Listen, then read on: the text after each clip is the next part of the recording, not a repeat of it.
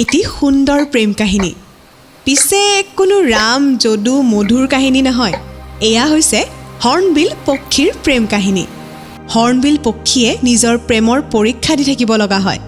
বিশেষকৈ পোৱালি জন্ম দিয়া আৰু ডাঙৰ কৰাৰ সময়ত কেনেকৈ শুনক তেন্তে মাইকী হৰ্ণবিলজনী গছজোপাৰ ফুপুলা অংশ এটা বিচাৰি তাৰ ভিতৰলৈ সোমাই যায় আৰু তাৰ পিছত মতা মাইকী দুয়োটাই মিলি সেই ফুপুলা অংশটো মাটি খাদ্যৰ পেলনীয়া অংশ আদিৰে প্ৰায়ভাগেই বন্ধ কৰি পেলায় কেৱল খাদ্য যোগান ধৰিব পৰাকৈ এটা সৰু ফুটা ৰাখি থয় যাতে মতা চৰাইটোৱে মাইকী চৰাইটোক খাদ্য দিব পাৰে এইদৰে মাইকী চৰাইজনী কেইবা সপ্তাহ আৰু কেতিয়াবা কেইবা মাহলৈও সেই জেল সদৃশ বন্ধ বাহটোতে থাকিব লগা হয়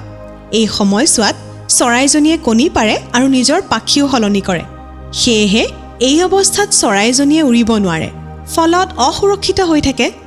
আৰু এইখিনি সময়ত মতা হৰ্ণবিলৰ কাম হৈছে মাইকী চৰাইজনীক প্ৰতিদিনে খাদ্যৰ যোগান ধৰা মতা হৰ্ণবিলটোৱে দিনটোত প্ৰায় 100 বাৰতকৈও অধিক বাৰ অহা যোৱা কৰিব লগা হয় যাতে বনৰীয়া জীৱ-জন্তুৰ পৰা নিজৰ পৰিয়ালটোক সুৰক্ষিত কৰি ৰাখিব পাৰে মতা আৰু মাইকী হৰ্ণবিলৰ ইটোৰ আনটোৰ প্ৰতি যি বিশ্বাস ভালপোৱা আৰু ত্যাগ সঁচাকৈ অতুলনীয় নহয়নে Red explains on Red FM Assamese.